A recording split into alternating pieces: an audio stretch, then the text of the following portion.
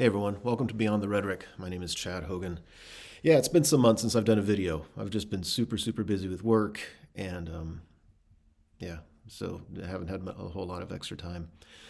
But it's kind of funny because um, for reasons I'll tell you in just a second, ever since the Russian invasion of Ukraine, things went from 100 miles per hour to 200 miles per hour, and it kind of broke me from my cycle of working more and more and more. Um, yeah, so I had just a little bit of time. I thought do a video, and I'd like to talk about some of the things I've witnessed in the last few weeks relative to the war in Ukraine, and make some connections to some previous videos I've made because I and my wife and I made videos that were talking about some of the things we've seen. So I think as of the recording of this video, it's been, I believe, 3 weeks since Russia invaded Ukraine most recently. So I'm not referring to 2014 Crimea. And in case you don't remember from previous videos, my wife is from Ukraine. Um, yeah, so in the morning it happened, she got up before I did. She saw the news. She woke me up, and she was just, devastated. Russia's finally done what we thought they were going to do. And the day couldn't be normal. We made coffee and we started working, but we couldn't really concentrate. And she especially, she was like, I can't. Nothing else matters right now. And I have to do something. So she jumped on the phone and started calling people. She knew people that were connected with the local association of Ukrainians. That's a big thing in Germany. There's an association for everything. And so there's a Ukrainian association. And within an hour and a half, our living room was completely packed with people. It became refugee relief central. And there was always everybody speaking Ukrainian. Everybody's on their computer, they're on their phones, they're calling around, just wondering, what needs to be done, what can we do. And they started taking on just loads of different kinds of tasks. And immediately also received support from other people. It wasn't just the local Ukrainians that wanting to get involved. The city was amazingly responsive. The county and state were responsive, and they were saying, "Yeah, what can we do?" So, yeah, we saw almost immediately we set up. I say we. It wasn't me. I was making coffee for everybody. I was trying to pick up the slack of life so that my wife could do it because whatever. So we take the role that we can, and so I wasn't doing much. So if I say we, it's a slip of the tongue. They immediately set up a place where people could donate things, and they went online and they were asking, what are the things needed in Ukraine, and they would advertise that, and people would go buy it, or they would donate stuff they had, sleeping mats, sleeping bags, first aid supplies. And the local Ukrainian school opened its doors, and that became a temporary office as well to receive all those goods. And it quickly overwhelmed the school. There was just too much stuff. And immediately they had these 18-wheelers loaded up. Every couple of days it seemed like they would fill one up and it would go out the door. They raised, hundreds of thousands of dollars, of euros in donations that they would use for various things. But for instance, to buy supplies at the border so that, those stores there could buy them. They could get resupplied faster than we could collect them here and get them there, because we're like a 10-hour drive away. And you keep in mind, we're in a city in Germany that's 250,000 people. Like, we're not a huge city. We're a small city. And I'm talking about just what I saw happen here. There's one guy that we received a telephone call from a friend of a friend, but it was a woman, and she fled. I think it was Kyiv, and she was pregnant and had a baby while fleeing. So she had a baby in like a subway station, and so she had finally been able to make it to the border, but she was spent. She's got like one or two young children plus the baby, and wanted to come here to my city because she had family here. And And so this, the call came in, and within 30 minutes, there was a guy, he's like 23 years old. He said, done. He just jumped in his car, drove 10 hours out there, picked him up, drove 10 hours back. I think he spent the night and then drove 10 hours back. So we advertised for places for people to stay. We said, at the time, there's already a couple 100,000 people refugees. I mean, now in 3 weeks, it's over 3 million people. But, this is in the first few days. And so we put out a notice just saying, hey, people are going to need a place to stay. And the city's willing to help, and there's some open places, but, we also might need homes for people. And immediately there was this insanely long list. Matter of fact, as of today, with all the refugees that have come to the city, that we still have more people on the list than we have people coming here. There's still volunteers, especially for the easy situations, like for, a mother and a child or two where they just need a room. It's a little more difficult when we're talking like a large family. But the city donated an office for these relief efforts and dedicated money so we could hire a couple people, because we had all these volunteers, including my wife, she was working 20 hours a day. And they were like, we just need, it's unfair. People can't keep this up for very long. So they stepped in and helped out. And so that office has nothing really to do with these collection efforts. That's still kind of taking place separately. Oh, the city also dedicated a warehouse somewhere else so that these donations could be processed in a facility suitable for it. But the office they gave us is nice, because when refugees show up, that's where they go. And they're just like, I'm here. What do I do? What do I need to know? And of course, there's challenges, right? Like, of course, they need a place to stay. But also a lot of times they don't speak German or English, and so they kind of need some help navigating some things.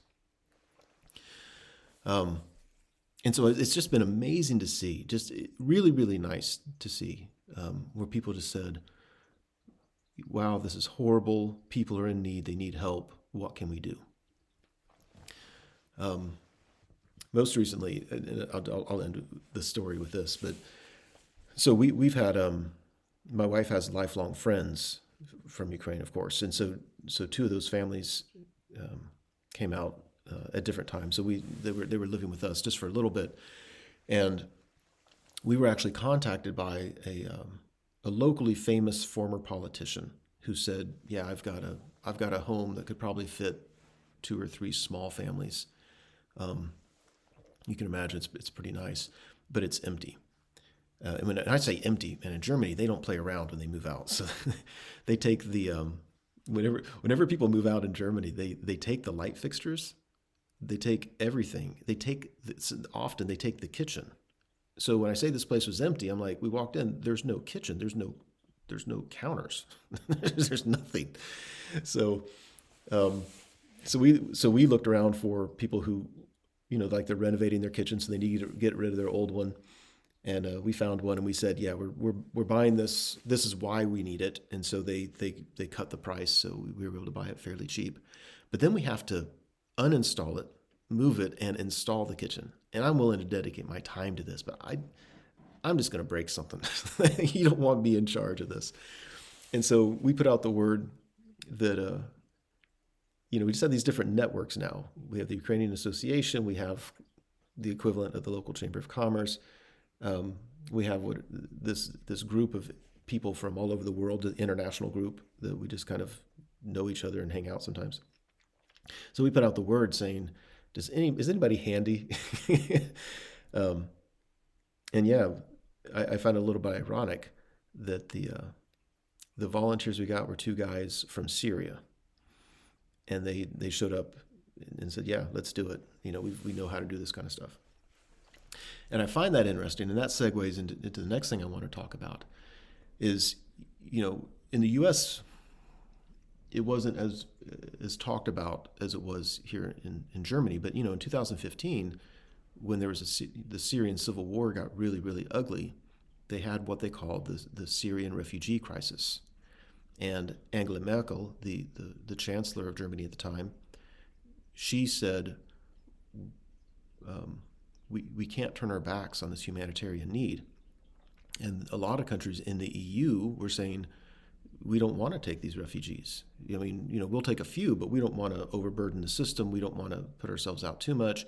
And she very famously put her career on the line and said, I don't understand how we put a number, how we say how many we're going to take. I mean, if people need help, then we help them. And so there's some countries like Hungary, they put up barbed wire, and they said no. They put guards at the border, and they said, you're not getting in. And then I think they eventually agreed to take some, right? But Germany took a fair bit, and that was a big deal. Like, how did we respond to this refugee crisis in Syria? And for the most part, even in Germany, even though the chancellor was kind of advocating for this humanitarian approach to the refugee crisis, a lot of Germans didn't like it. And I don't know if it cost her career. She retired, after many years as chancellor. So, but certainly it cost her some popularity. Well, the Syrian crisis, I want to put in quotation marks. I mean, the Syrian crisis, we're talking, it was like 1.5 million people. I mean, just a bunch.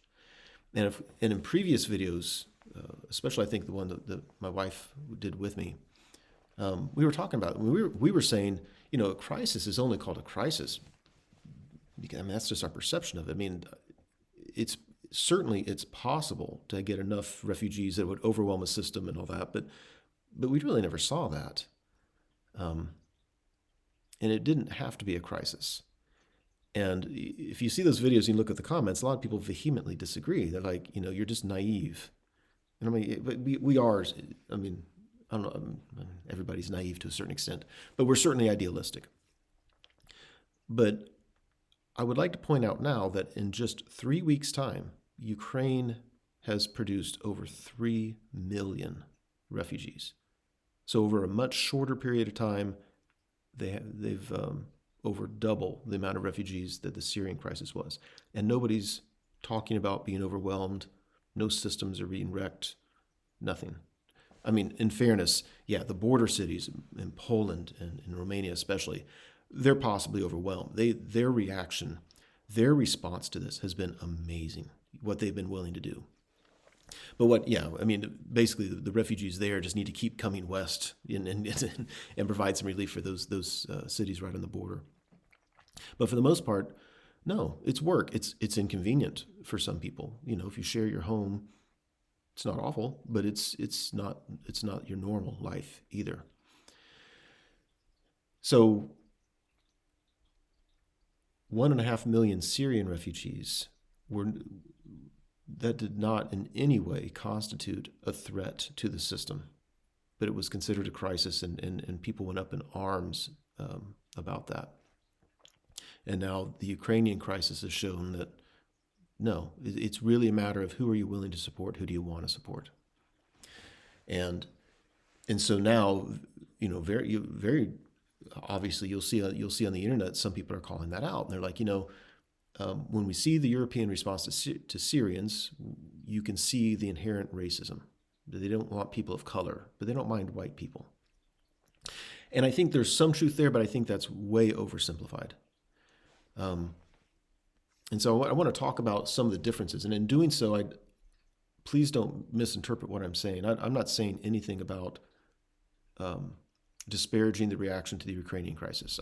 These people need our help, and I think we're doing what we can in the small ways that we can to help out. But I think it's fair enough to compare the two things. And I think racism is a part of it, but I think it's only a small part. I think mostly when you see the difference, what you see is tribalism. Like when you can relate to somebody, if your neighbor's house burns down, or if somebody that you feel close to, it's not just that you have an intimate relationship with, but somebody that you can relate to, when bad things happen to them, you feel it more.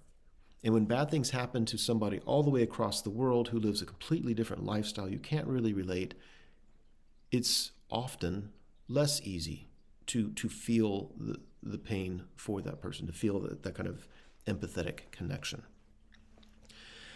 And of course, when the Syrians came through, there was one, there wasn't such an obvious aggressor. Russia invaded Ukraine.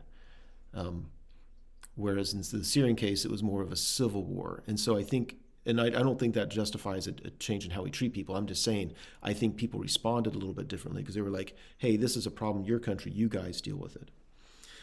But also, we heard people saying, why are Europeans, I think there's a comment on one of my videos that said this, where people said, why should Europeans handle these people, other Arab countries, other Muslim countries? I think is what they said, not Arab, other Muslim countries. So it's not just racism, right? It's also kind of this this bias based on religion. And they did, by the way. It's that's just an untrue rhetoric that the of those countries didn't take him in. Saudi Arabia took in a ton of them, as did other countries. But it's not just race, right? It's yeah. There's a difference in religion. Certainly, there's a difference in language. I mean, most Germans don't speak Ukrainian, but there are a lot of people here who speak Ukrainian and Russian, and those two languages are very, very similar. And most Ukrainians also speak Russian, so there's more of a chance for people to speak the language. There's certainly a lot of Turkish and other Middle Eastern people here who could probably communicate with Syrians without too much work. But my point is, there's a lot of these differences. It's unfair to say it's just racism, but I think that doesn't make it better. I think it makes it worse. I think what we say is, why do these differences matter? I think I'm really hoping from this experience that we handle the crisis now, right? We don't have to, right now may not be the time to sit down and have serious conversations about the ramifications of the difference in treatment of Ukrainian refugees from Syrian refugees. But I do think that when things calm down a touch, that we use this as an opportunity to talk about that, about what is the difference really? Why was it in the United States when Hurricane Katrina devastated New Orleans, we had such a mixed reaction? I mean, we had people all over the country. I remember in my town, there were truckloads of donated supplies going out to Louisiana. I mean, there was great concern about this. But we had people in New Orleans that were stuck there. They were staying in the Superdome in horrible conditions, miserably hot, not easy access to food or clean water or sanitation or any of that kind of stuff. And the bridges from there to the next county over, their police were barricading that and saying, no, don't come here. How is that possible? What are the aspects of tribalism that cause that? Is it racism, which I think was most of it, an inability to feel a connection with those people because they were black, big city people as opposed to small town white? Was it economic? Because only poor people are going to come and they're going to try to leech off of our system. To this day, even though that was so long ago, I am horrified by the reaction that we saw of those neighboring counties. And I think there's lessons that need to be learned, and we need to think about this, about who deserves our help and why is it that we feel that some are undeserving of our help. So I'm hoping also that when we see the way that so many countries, I mean, Germany's been wonderful, but again, Romania, Poland, other countries have been so amazingly generous in response to the plight of these refugees, that I'm hoping we use that as a precedent to say, in the future, we can do this again. I hope this isn't necessary, but probably there's always going to be some situations in the world where people feel forced to flee. They don't want to, right? People don't want to uproot everything. So if they do that, there's a compelling reason normally. And I really hope we start having better conversations about this, about what does it mean to be a human and to do what we can for people who are in dire situations. So if you haven't seen it, let me recommend a couple documentaries that I've just thought about recently when I've been contemplating this. One is When the Levees Broke by Spike Lee. It's his documentary on Hurricane Katrina. Admittedly, this is not him trying to show a balanced view. This is a one-sided view, but I think it's a very important side to see. And I would also recommend Winter on Fire. That's about the revolution of dignity in Ukraine that really caused everything since. So basically, they had a president who was Putin's puppet, and the country wanted to join the EU, wanted to take steps towards it. At the last minute, he declined to sign a letter that would help further that cause. The people rose up against him. His reaction, the government's reaction, was brutal. Finally, he fled the country, and immediately thereafter is when Russia took over Crimea and started supporting separatists in the Donbass region. And then ever since, and what we're seeing now is just a culmination of that. So Winter on Fire, I would highly recommend that as well. Anyway, those are my thoughts. Maybe I'll post another video as time goes on and as the situation evolves.